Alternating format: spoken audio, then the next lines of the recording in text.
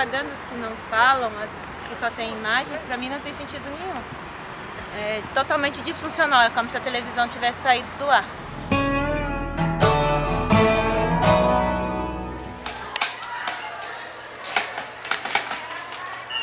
Um mundo sem imagens. Andréia Langendico, professora. Quando eu comecei, eu tinha a mesma resistência. Não é certa a palavra resistência. Ter resistência a uma pessoa cega quando você vê na rua. É a impressão porque você não sabe, na verdade, o que fazer. César Carvalho, diretor comercial de jornal. Por exemplo, nós não temos nenhum curso para pessoas com esse tipo de deficiência. Como é que lida com essas pessoas?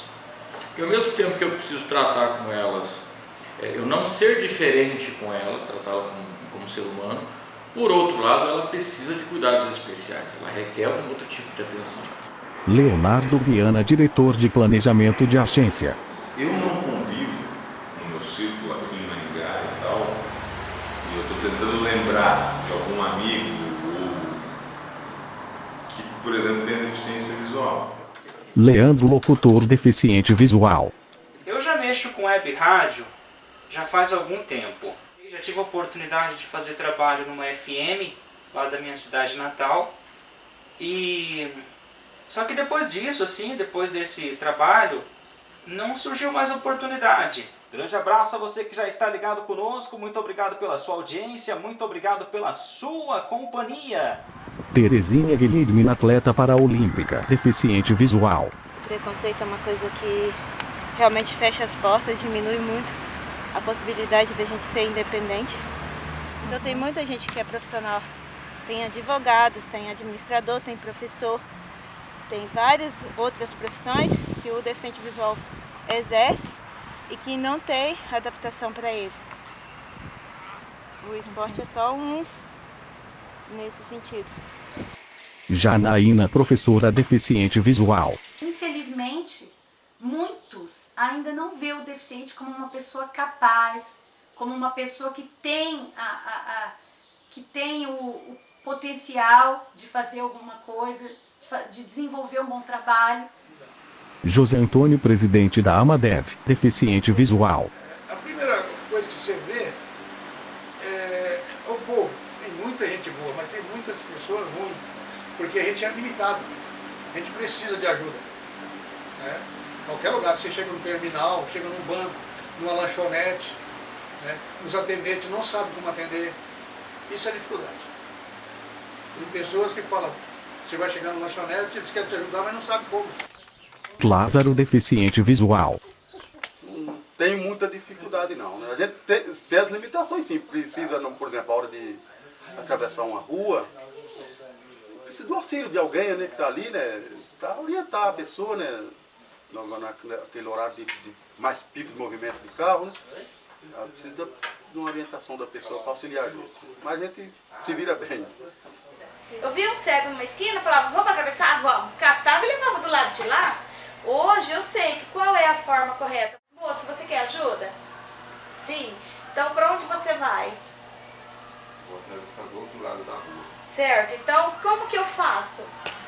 Você me dá o braço, eu seguro você e a gente atravessa. Tudo bem, então. Você Então já segura no meu desenvolveu braço. esse tempo. Então hoje eu sei como que é essa forma, a gente chega, pergunta pro cego se ele quer ajuda, para onde que ele vai e como que eu faço.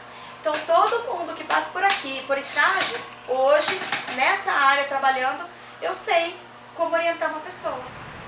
Tem a questão de ser vulnerável, que é real, o fato do deficiente visual é vulnerável, mas não quer dizer que ele não tenha condição de fazer. O detalhe, o que mais acho que precisa ser quebrado é a questão de ser deficiente, porque antes de ser deficiente visual eu sou a Terezinha, então o meu nome não é cega. Por mais que se fale em inclusão, é complicado, porque muitas vezes a pessoa vê um cego e diz assim, você estuda onde? Ele não vê você como profissional, né? Ele vê você como uma pessoa que, por exemplo, se eu estou lá na escola, alguém me vê e poderia falar, mas você é aluna de quem? E isso é complicado. E muitas pessoas falam da inclusão, mas no fundo, a inclusão ainda exclui muito. E exclui tanto alunos quanto profissional, porque você, enquanto aluno, você é considerado de inclusão. E aí, depois você é considerado, quando você se torna um profissional, você também é de inclusão. Você está incluído no mercado de trabalho. Mas muitas vezes a sociedade não entende isso. Que existe deficiente que é atleta, tem advogado, tem defensor público, tem jornalista, tem fisioterapeutas. Todos eles são formados. No entanto, quando alguém vê um cego na rua, já vê de cara, é o cego, não pergunta se ele é alguma coisa, só é cego, pronto. Eu estou no terminal, chegou uma senhora, falou, ô moço, você não vai na igreja não? Você não pede para Deus te curar? Eu falei, não. Mas claro que eu vou para a igreja, né? Eu falei, não. Ela falou, por quê? Eu falei, não vou, porque eu não quero trabalhar mais, já estou aposentado mesmo. Ela saiu balangando a cabeça, outra mulher do lado falou, ih, já saiu bravo com você. Ela saiu me xingando, falou, cego, vagabundo. Deficiência não pega. E quando você tem realmente condição de ver a pessoa que tem alguma deficiência como um ser humano antes de qualquer coisa, você tem possibilidade realmente de não ter preconceito. O que a gente sente mais dificuldade, eu acho assim, precisa muita conscientização das pessoas. As calçadas é muito obstruída por bicicleta, a pessoa põe a bicicleta na calçada, põe a bis, muitas vezes estaciona carro de uma maneira irregular, atravessa assim na calçada, né? Mas a pessoa não tem essa conscientização, né, de mercado, assim, de comércio. Sim. Eles não têm aquele padrão, às vezes ele está baixo. Você vai, se você não sabe que aquele lugar tem aquele uso daquele todo, você acaba batendo o rosto, já aconteceu comigo. Mas quando a gente já conhece, a gente já põe a mão na frente para proteger. As roletas também é complicado para você entrar, porque muitas vezes você tem celular, você tem a bengala, que a bengala é alumínio, não passa, é metal, não passa. Aonde os guardas falam, deixa essa bengala aqui, mas deixar onde? Não tem como. A bengala é o olho do cego. Então precisa muito isso aí ainda, né? Eu acho que é através de leis, né, para poder funcionar isso aí. Existem casos em que, primeiro, a legislação exige que exista, né? E aí eu cito o caso das campanhas eleitorais, que você precisa ter, por exemplo, acessibilidade voltada a deficiente auditivo, com linguagem de libras ou legenda. Mas honestamente a preocupação, pelo menos no mercado regional, com o desenvolvimento de soluções voltadas a esse público, eu não digo que ela é nula, mas ela é bem incipiente, porque a gente não tem também acesso à informação de verdade a respeito do mercado. Até mesmo um cego, batendo bengala, entra numa loja, a maioria do povo ali não conhece, pensa que a pessoa vai pedir. A própria atendente já se afasta, deixa você passar para você ir lá falar direto para o gerente. Alguém que sabia, habilita a falar, né? Por exemplo, eu chego com o Celso na lotérica. A moça fala assim para mim, o que ele quer? Aí eu falo, moça, pode falar com ele. Eu não sou a deficiência visual, eu apenas tenho uma limitação, mas eu tenho todos os meus órgãos funcionando como normais. Eu falo, eu escuto, eu ando, eu penso. Então eu acho que esse a dificuldade de estar sendo incluído na sociedade, porque essa sociedade que insiste em usar uma venda com um óculos cujo nome é preconceito, diminui bastante, aumenta muito a resistência e diminui as possibilidades que a gente tem de ser um bom profissional, independente da área que a gente escolha. Algumas empresas já têm começado assim a se interessar pelo deficiente, né? Pelo deficiente em geral, né? Não digo só no deficiente visual, porque o que eu percebo é que há mais empregos para outro tipo de deficiência e para o deficiente visual é bem menos. Né? As oportunidades são menores. Né? Mas, ainda assim, eu sei de muitos deficientes, né, que já estão no mercado de trabalho, em empresas privadas, e recebem, né, tem todo o apoio ali, para toda a acessibilidade necessária para estarem inseridos ali. E esses alunos da sala de aula também, a questão da inclusão ajudou muito nisso. Porque constantemente eles têm aula vaga e eles têm um amigo cego na sala, eles vêm aqui dar uma aula pra gente. Então em 15 minutos a gente ensina para eles o banner, eles batem, já saem entendendo. E a maioria das pessoas não estão preparadas para atender esse público. Então acaba que acaba sendo já não é efeito cascata. Eu não tenho preparo, então logo não atendo, a pessoa com deficiência vai ser mal atendida e se sente discriminada. E não procura lugares, eles acabam criando grupos entre eles mesmos para se manter, para atender por associações, uma coisa assim. Muitas vezes assim, o deficiente, ele mesmo se exclui devido a esse preconceito que ele já sofre, ele já se sente inferiorizado, e é onde que ele já fica, né, já pensa assim, não posso mesmo, não consigo. Eu acho que a maior deficiência não está em nós enquanto alguém que tem uma limitação física. Está nos olhos das pessoas que insistem em enxergar única e exclusivamente essa deficiência. E eu acho que o que mais a publicidade precisava divulgar e o que falta é a questão de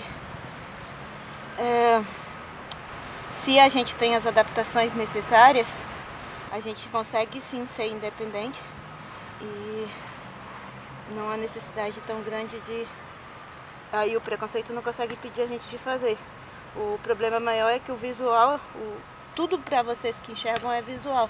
Então já vem o preconceito embutido que a gente não é capaz porque a gente não está vendo.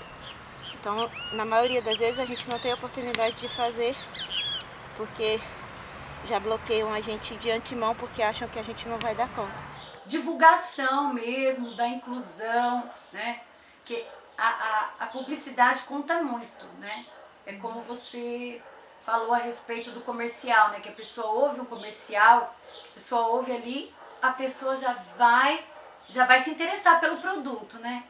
Então nada melhor do que haver uma melhor divulgação do que a pessoa com deficiência, né? E do que a pessoa com deficiência é capaz. Nós não temos agências de propaganda hoje, nós não vemos nenhuma empresa desenvolvendo nenhum tipo de campanha visando esse público. Nós vemos campanhas de pessoas investindo em tecnologia, mas para o público em geral, para o público de grande massa. É aquilo, né? Falta dado por um lado, obviamente, dividindo a responsabilidade, entre aspas, né? Falta dado porque a gente não conhece esse mercado. Eu particularmente, aqui na região, eu não tenho informação de quantos são os deficientes visuais, por exemplo. Acho que a publicidade, se quiser e se trabalhar em prol disso, realmente tende a promover uma inclusão real, enfatizando e ressaltando não a deficiência em si, mas as habilidades que ainda estão preservadas e que na maioria das vezes é a maioria, né? Porque se a pessoa é deficiente física, ela apenas não anda. Se ela é cega, ela apenas não enxerga. Todas as outras coisas ela pode fazer. Mas... O público deficiente visual já foi considerado como público-alvo em alguma campanha realizada pela agência? Qual era o seu público-alvo prioritário? Nunca. Já foi considerado público em algumas ações que nós fizemos para clientes maiores, principalmente ação de sinalização de ponto de venda e ações promocionais específicas no ponto de venda, porque daí, no caso, trabalhando com cartazes, opção do Braille, né? Mas público prioritário não, até porque para definir, por exemplo, um target de uma ação, você precisa conhecer esse mercado, saber qual é o tamanho, a representatividade dele, né? Você não faz uma campanha voltada a um mercado que você acha que existe ou que você não conheça a fundo, ou que você suponha que tem um tamanho X, Y, Z, uma representatividade econômica Se a gente não conhece o mercado, a gente não sabe, a gente não tem uma expectativa, por exemplo, de relacionamento com esse nicho e tal, a gente também não consegue medir que resultado que deu. As propagandas que não falam, que só tem imagens, para mim não tem sentido nenhum.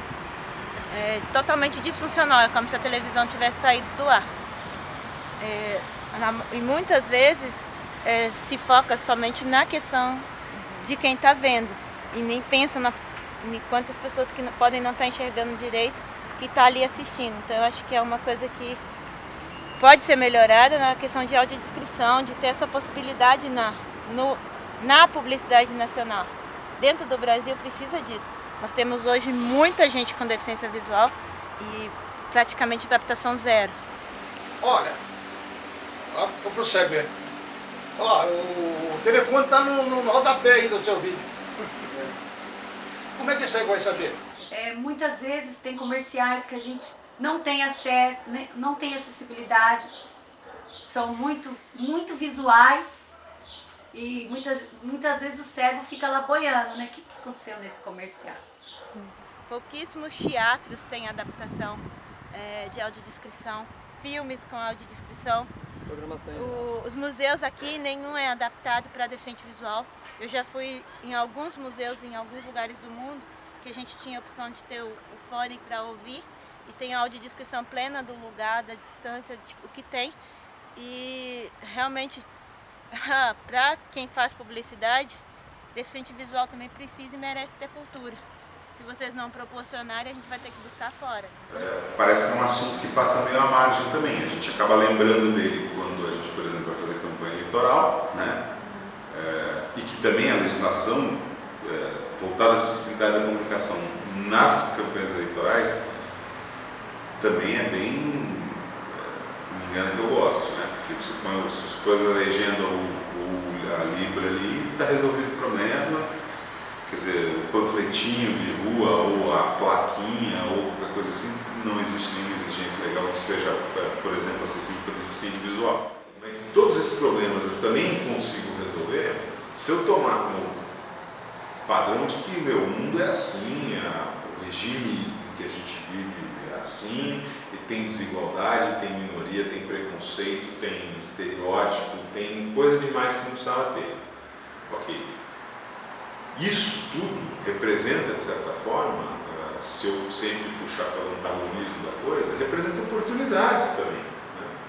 Combater algumas coisas dessas em determinados momentos também pode significar para o meu cliente, por exemplo, ou para as ideias que eu estou propagando, defendendo no momento, podem se tornar oportunidades também. Eu vou olhar sobre o aspecto pragmático, eu vou ver onde é que eu posso atuar para resolver o problema de todo mundo e ainda conseguir extrair dali um benefício prático para quem quer que seja. Ou eu vou continuar olhando com a paixão dos 20 anos e dizer, pô, mas o preconceito... A gente sabe disso, a gente está falando sobre isso, eu estou falando sobre isso há 30 anos. O que eu fiz de fato até hoje para resolver a questão? Né? Usar aqui uma visão mais para ganhar, não vou dizer se para ganhar mercado, para ganhar dinheiro, mas é que isso é o que acaba movendo todo mundo mesmo. Quando a maioria dos empresários começarem a entender o tamanho desse público, o potencial que esse público tem, que eles vão ter uma série de situações diferentes para conseguir atender eles, existe uma demanda aí. E talvez seja o caso de aqui, regionalmente, por exemplo, a gente está perdendo oportunidades de trabalhar, né, nesse nicho específico, tratando isso como um nicho de mercado, porque a gente não tem a informação, porque de repente ninguém até hoje teve interesse de pesquisar a fundo sobre isso. Quantos são os deficientes visuais, por exemplo, ou auditivo, em que grau, deficiente físico? Eu hoje não tenho, eu teria que ir a campo buscar esses dados se fosse o caso. Mas como não existe essa informação na mão, a defesa, por exemplo, de uma campanha que tenha como target o deficiente visual é difícil. Mas a gente tem que ser assim, isso aqui é business, é negócio, é dinheiro do cliente sendo investido, é dinheiro que precisa dar retorno, né? É dinheiro que precisa voltar e dar lucro, e, enfim, transformar em crescimento da empresa e tudo mais, acho que nós não existe. A gente não vai fazer isso por um senso de responsabilidade social. Nós vamos fazer isso porque isso é legal, porque isso funciona, porque existe uma oportunidade ali que não está sendo explorada. De que é um grande mercado em potencial, que hoje ninguém explora, muito pouca gente explora, a não ser farmácias e lojas específicas. Faça direito, feche os olhos quando estiver fazendo alguma coisa. Pelo menos imagina que a gente quer saber o que está ali e necessariamente nem sempre a gente vai ter alguém que possa estar emprestando os olhos pra gente. E a gente nem sempre quer isso. Eu acho que eu não abriria mão de ser independente, ainda que eu tivesse que abrir mão de buscar cultura em outros lugares que não dentro do Brasil. Eu gosto de ser livre. Eu gosto de ser independente. Então, pra gente ser independente, precisa de ter essa opção. Ser adaptado pra gente, ter audiodescrição, ter sinal sonoro, ter piso tátil. Mas eu acho que a culpa, entre aspas, é do poder público, sim, porque ele tem a obrigação legal de pensar nisso. Né? Ele tem que legislar, por exemplo, em favor das minorias, sejam elas quais forem. E um trabalho de consideração das agências de propaganda também seria bacana, né? Dos meios de comunicação. Vamos mudar a abordagem? Vamos pensar um pouquinho diferente? Vamos olhar para o mundo capitalista selvagem, pequeno burguês maldito, e vamos fazer ele funcionar a nosso favor? Vamos. Então, se for assim, aí você me chama que eu estou junto. Se for para ir lá e continuar debatendo e exigindo, e reclamando, e demandando, e fazendo escândalo, e chamando mídia e tal, para depois, como o mundo vai fazer? Vai abafar a gente de novo, nós vamos voltar para o mesmo lugar e vamos continuar de novo. Aí não me chama porque eu já vi esse filme, já sei como é que funciona, entendeu? Então não adianta. Queremos ser livres. E para isso precisamos da ajuda, infelizmente, daqueles que enxergam, porque são eles que fazem a maioria das coisas. E eles é que podem descrever.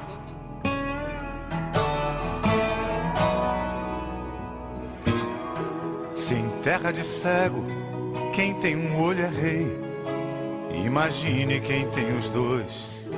Se em terra de cego, quem tem um olho é rei, imagine quem tem os dois.